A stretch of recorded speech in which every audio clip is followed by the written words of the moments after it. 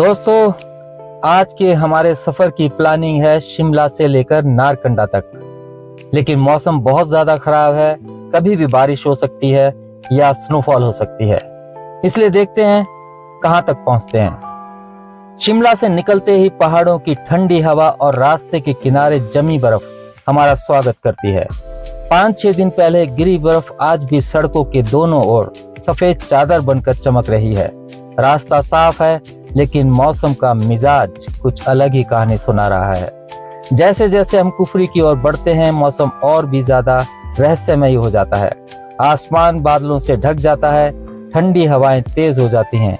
शिमला से शुरू हुआ खराब मौसम कुफरी पहुंचते पहुंचते और गहरा हो जाता है। जैसा कि आप देख रहे हैं, अब बारिश के साथ साथ हल्की हल्की स्नोफॉल भी होने लगी है, जो पूरे माहौल को जादुई बना देती है। कुफरी, जहां हर मोड़ पर कुदरत एक नई तस्वीर बना देती है और सर्दी की एक खामोश खूबसूरती सीधे दिल में उतर जाती है। कुफरी हिमाचल प्रदेश का एक छोटा लेकिन बेहद खूबसूरत हिल स्टेशन है। ये शिमला से लगभग 16 किलोमीटर की दूरी पर है। कुफरी नाम कुफ्र शब्द से लिया गया है, जिसका मतलब होता है झील। पहले यहाँ कोई बड़ा शहर नहीं था, बल्कि यह इलाका घने जंगलों और बर्फीली पहाड़ियों के लिए जाना जाता था। ब्रिटिश शासन के समय जब शिमला गर्मियों की राजधानी बना, तब कुफरी को एक शांत और ठंडी जगह के रूप में पहचाना गया। कुफरी पहुंचते ही मौसम बहुत ज्यादा खराब हो गया था। बारिश के साथ हल्की स्नोफॉल भी होने लगी थी और हवा भी बहुत ठंडी थी। इसलिए हमने अपनी प्लानिंग चेंज की और वहां से वापस मुड़ लिए। अब हमारा आगे प्लान बन रहा है नारकंडा की बजाय नालदेहरा जाने का। यहाँ पर स्नो पर कुछ देर एंजॉय करने के बाद हम आगे बढ़ेंगे नालदेहरा की तरफ। सफेद बर्फ, ठंडी हवा और साथ में वाइफ, इससे खूबसूरत मंजर और क्या हो सकता है। बर्फ हमारे पैरों के नीचे है और सुकून हमारे बीच। यह सफर नहीं, यह याद है जो हमेशा साथ चलेगी। सर्दियों में और बर्फ में जो सबसे ज्यादा परेशान करती है वो है ठंडी हवा। अगर ठंडी हवा ना चले तो इस बर्फ में ठंड नहीं लगती। सामने आप देख ही रहे हैं कि भीड़ कितनी ज्यादा है, बार बार ट्रैफिक जाम हो रहा है। हम यहाँ से आगे बढ़े उस जगह पर जहाँ पे काफी टूरिस्ट थे। हमने सोचा वहाँ सभी के साथ मिलकर एंजॉय करते हैं।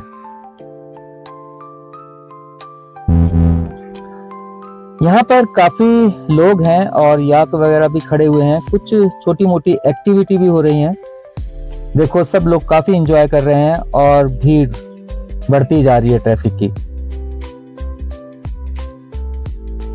कुफरी में काफी बर्फ पड़ी है, ऐसा लगता है रात को भी फ्रेश स्नोफॉल हुआ है। और अभी पीछे काफी स्नोफॉल होना शुरू हो गया होगा, क्योंकि जब हम वहां पर थे तो हल्की हल्की बर्फबारी शुरू हो गई थी। ये एक छोटी सी एक्टिविटी यहाँ हो रही है जिसको लोग एंजॉय कर रहे हैं। बर्फ को देखने का मजा ही कुछ अलग है। इसको फील करना नजरों से बहुत सुकून भरा लगता है। हंसी, शोर और बर्फ के फाहे सब मिलकर इस सफर को खास बना देते हैं। यहाँ ठंड सिर्फ मौसम की नहीं, यादों में बस रही है। कभी बर्फ पर खेलते बच्चे, कभी फैमिली के साथ छोटे छोटे पल। यही तो है असली ट्रैवल का एंजॉय।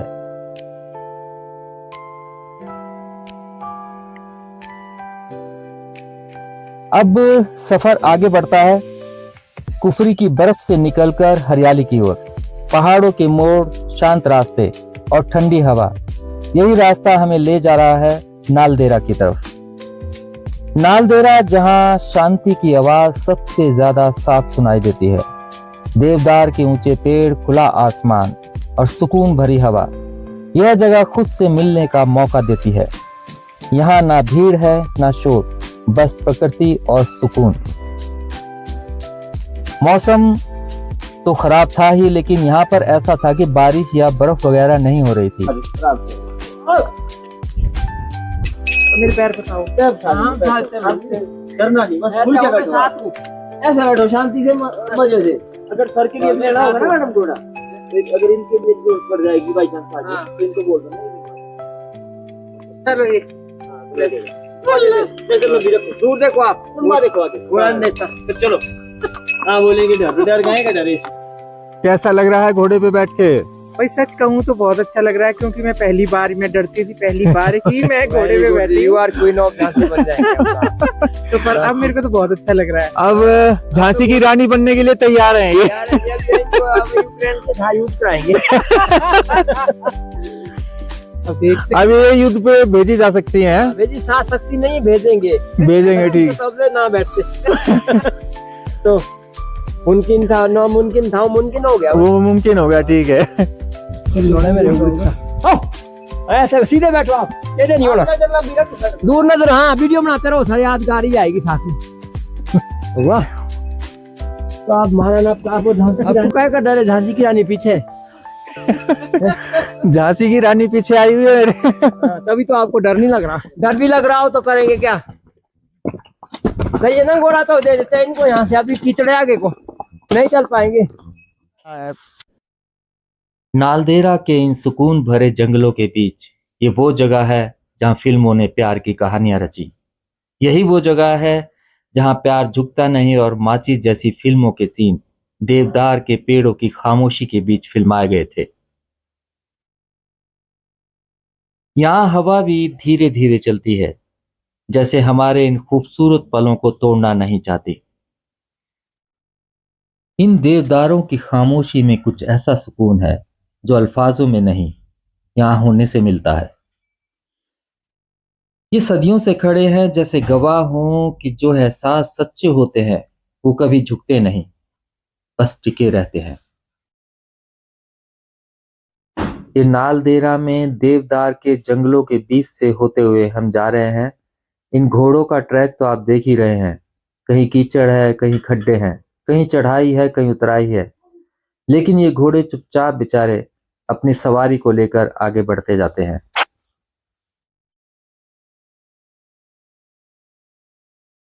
ये नालदेहरा का गोल्फ कोर्स है। इस गोल्फ कोर्स को ब्रिटिश राज के समय साल 1905 में बनवाया गया था। उस समय भारत के वायसराय लॉर्ड कर्जन थे, जो कि शिमला में तैनात थे। जब वे नालदेहरा आए तो यहाँ की हरियाली, खुले मैदान और देवदार के घने जंगलों से इतने प्रभावित हुए कि उन्होंने यहाँ गोल्फ कोर्स बनवाने का आदेश दिया। यह गोल्फ कोर्स समुद्र तट से लगभग 6,600 फीट की ऊंचाई पर है।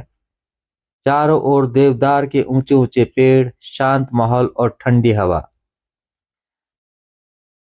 यह जगह सिर्फ गोल्फ खेलने वालों के लिए नहीं, बल्कि उन लोगों के लिए भी है जो शांति, प्रकृति और खुली हरियाली का आनंद लेना चाहते हैं।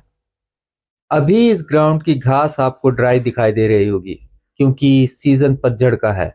इस सीजन में घास सूखी जाती है, लेकिन इसके बाद ये पूरा ग्राउंड एकदम लश ग्रीन दिखाई देता है, जो बेहद खूबसूरत दिखता है। देवदार के जंगलों के बीच बसा ये गोल्फ कोर्स ब्रिटिश दौर की एक शांत विरासत है। यहाँ हवा में शोर नहीं, सिर्फ सुकून है। ये गोल्फ कोर्स के साथ ही एक पुराना मंदिर बना हुआ है। ये यहाँ पर एक प्राचीन मंदिर है, कोई शिरोमणि देवता का, नाग ननहाल। ज्यादा एज नहीं इसकी अभी, एक 8 साल, एक 10 साल है।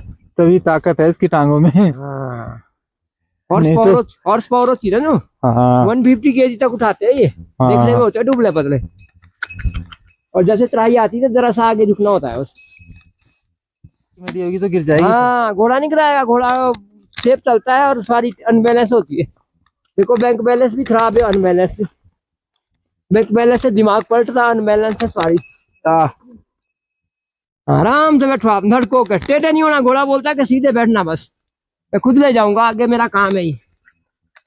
वो नहीं जाता बाहर कहीं, पकड़ा हुआ है ना इसको, ले जाएगा, टेढ़े नहीं होना बस। खड़ी चढ़ाई, बैठने वालों की हालत खराब। बेचारा घोड़ा अपनी ड्यूटी पूरी ईमानदारी से निभा रहा है। वो खुद को भी संभाल रहा है और सवारी को भी संभाल रहा है।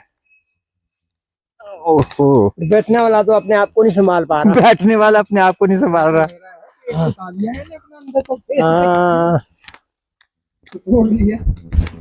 हाँ। नहीं जाएगा, बाहर नहीं जाता घोड़ा कहीं। वो रास्ता देखने के लिए आता है, बाहर गिराने के लिए नहीं आएगा।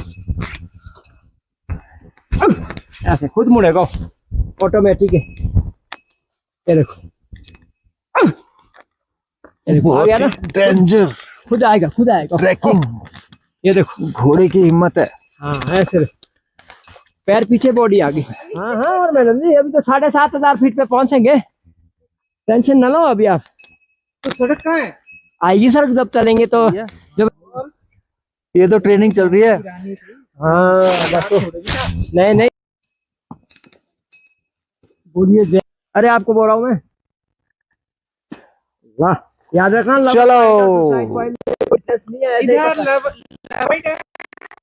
हाँ, लब में मिसअंडरस्टैंडिंग होता है, सुसाइड है। बाकी तो लवरी पॉइंट से बड़ा धन होता है, ये अनमोल रत्न होते हैं बच्चे। बाकी पैसा तो जितना बस, जो कोई फायदा उसका।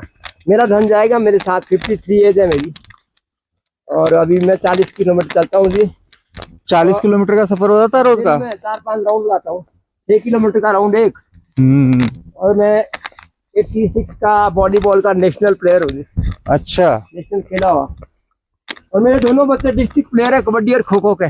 अच्छा है। कितने साल से काम कर रहे हो यहाँ पर? 25 ईयर से। 25 ईयर से। और रोज 40 किलोमीटर का सफर है? Per day. Per day 5 round हो गया, 30 किलोमीटर। 10 किलोमीटर आना जाना घर से रहता है।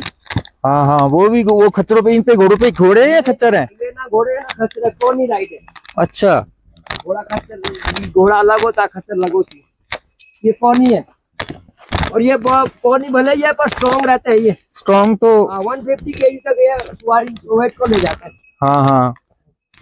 बाकी इनको याद रखना, जिन्होंने अपने पीठ में उठाया। मैं तो बस लेक्चर आता, लेक्चर दे दिया। किसी को अच्छा लगता है, किसी को माड़ा लगता हो। बाकी बहुत बहुत धन्यवाद यहाँ आने के लिए। कोई मिस्टेक हुआ हो क्षमा करना, भूल चूक के लिए। ये देखो, आप जिक्र कर रहे थे रोड का, आ गया ना रोड। हाँ, रोड आ गया। इधर के आगे रोड ये माउंटेन ड्यू तो एड सी खत्म हो गई हो। कैसा लगा? ये बहुत टफ ट्रैकिंग करते हुए हम आखिरकार पहुंच गए रोड पे। डर तो बहुत लग रहा था, लेकिन बहुत मजा आया। वो डर के आगे जीत है, तो डायलॉग है ना। और मेरा लेक्चर कैसा लगा? और ये जो हमारे हैं, दो घोड़ों को एक साथ हैंडल कर रहे हैं। चलो शुक्रिया। तो you are my guest god. मेरा एक, आप खुश है तो हम खुश है जी।